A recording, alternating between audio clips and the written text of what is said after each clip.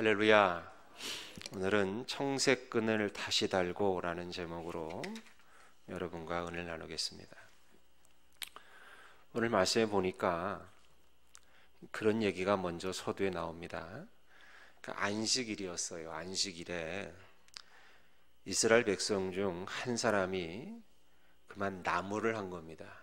그러니까 이때는 뭐 보일러가 있을 리가 만무하니까 밥을 하든 난방을 하든 뭘 하든 이 불을 피워야지만 이런 것들을 할 수 있을 텐데 그 불을 피우는 연료가 나무가 유일했다는 거지요. 그러니까 아마 안식일이 됐는데도 나무가 떨어졌나 봅니다. 그 집에. 그래서 그 이스라엘 백성 중 한 사람이 안식일임에도, 사실 안식일은 모세의 율법, 하나님께서 모세에게 주신 그 율법에는 안식일에는 아무것도 하지 말라는 거였죠. 주인이든 종이든 뭐 짐승이든 아무것도 하지 말라는 게 이제 율법이었는데, 그만 이 백성은 나무를 한 거예요. 근데 안 들켰으면 좋았겠는데 그만 들켜버린 겁니다. 그래서 그 사람을 발견한 사람들이 그 나무한 백성을 모세 앞으로 끌고 온 겁니다. 근데 참 난감한 거예요. 이거 어떻게 해야 될런지 난감했는데, 그런데 보세요.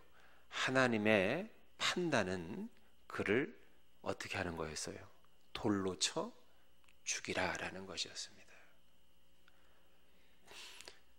참 여기서 우리가 한 가지 생각해야 될 것은, 하나님의 법을 어기는 것의 대가는 언제나 죽음이라는 사실이에요.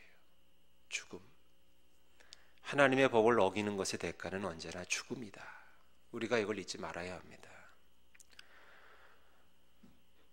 그런데 가만히 생각해 보면 우리도 참 이 나무를 했던 이 사람하고 사실은 다를 바가 진배 없다는 거죠. 이 사람은 나무한 것밖에, 안식일에 나무를 한 죄밖에 없었지만 죽음을 당했어요.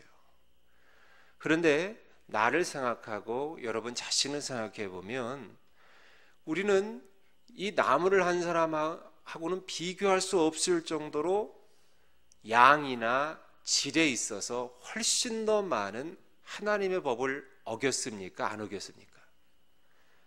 아마 모르긴 몰라도 타의 추종을 불허할 겁니다. 양적으로, 질적으로.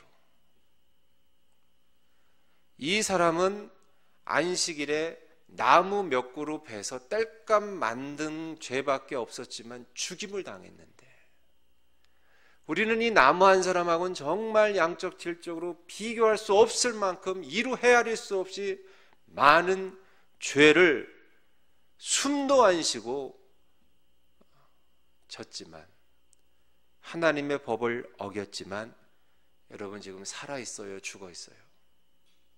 살아있습니다. 이유는 뭔가요? 감사하게도 우리 예수님이 십자가 위에서 날 대신에 돌아가셨기 때문인 줄로 믿습니다.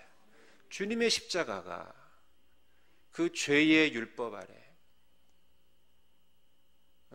죄 아래 어쩔 수 없이 죽을 수밖에 없었던 우리를 그 주님의 십자가가 용서하셨고 살리셨다는 것입니다.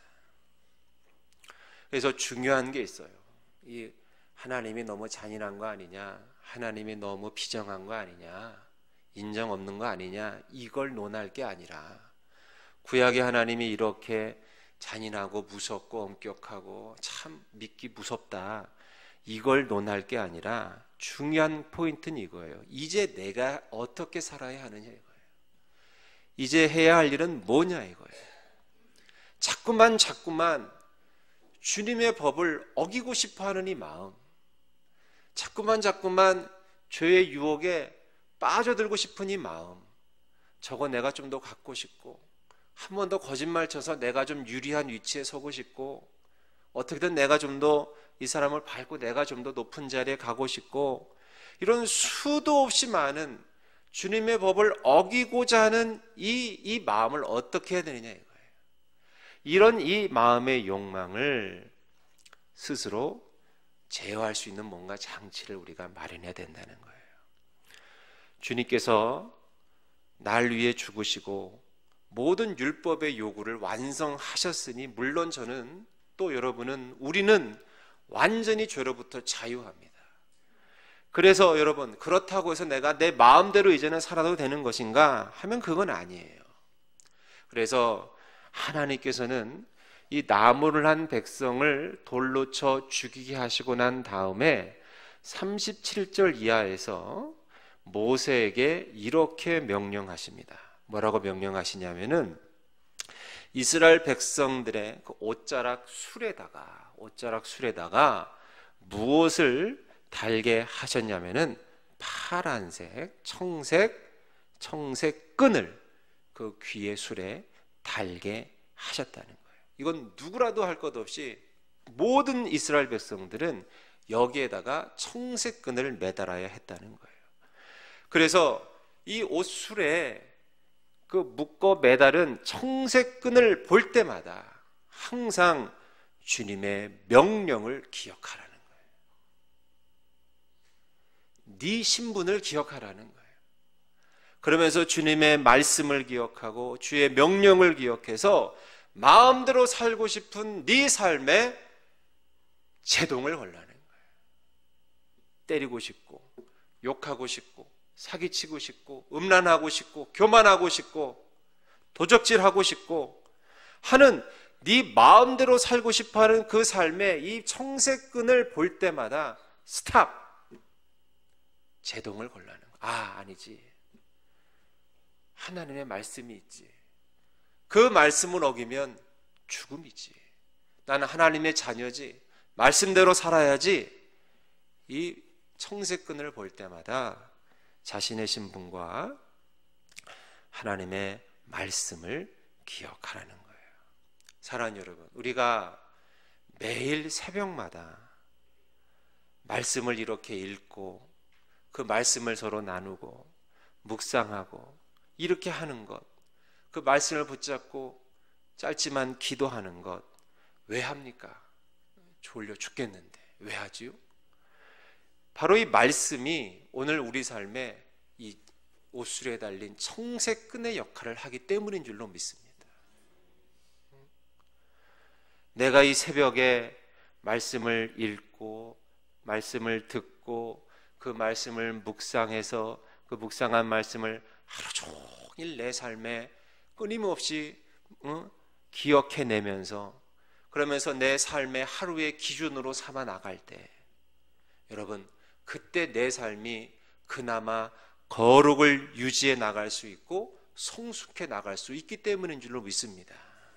왜 우리는 이 안식일의 나무에서 돌에 맞아 죽은 이 백성보다 양적 질적으로 훨씬 더 많은 죄를 수도 없이 반복하며 짓고 있는데도 왜 이 자리에 살아서 있는가? 말씀이 나를 지켜주었기 때문이에요. 말씀이.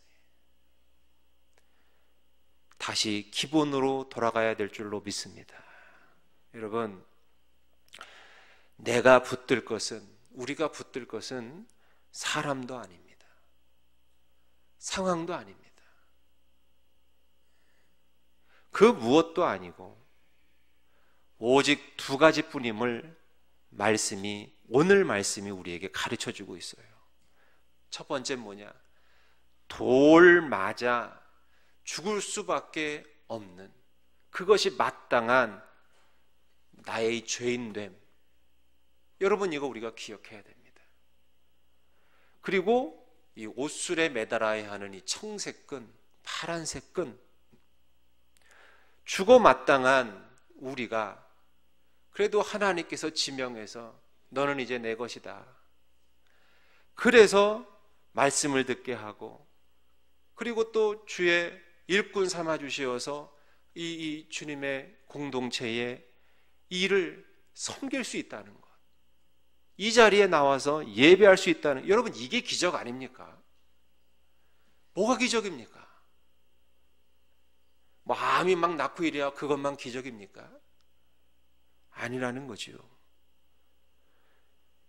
그리고 말씀을 묵상하고 묵상한 말씀을 붙들고 살아가면 된다는 이 사실.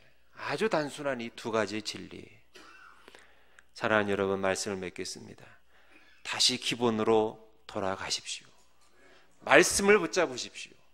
내 신분이 무엇인지, 난 어떻게 살아야 하는지 날마다 말씀을 여러분 꼭 붙잡으셔서 이 말씀을 하루 종일 묵상하시면서 살아가실 때에 진실로 하나님의 놀라우신 은혜와 축복이 저와 여러분들 삶 가운데 충만히 임하게 될 줄로 믿습니다. 기도하겠습니다. 하나님,